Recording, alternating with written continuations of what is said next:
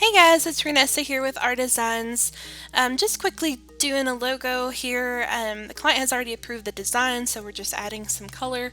I'm going through a few different options here. As you can see, just real quickly, I decided to go with a gradient because he wanted the color blue, and I figured blue would be the easiest to gradient. So we go through a couple of shades of blue here and just playing around till I get it the way I want it to look.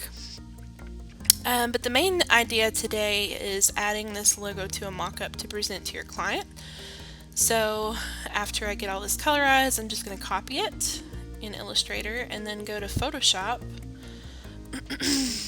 and open up a mock-up, which I download from this company called freepik.com, and I'll link it down below. But if you have a premium membership with them, you have access to all their premium mock-ups, and they have some pretty nice looking ones. As you can see, I go with a simple cat mock-up because this is a fishing company.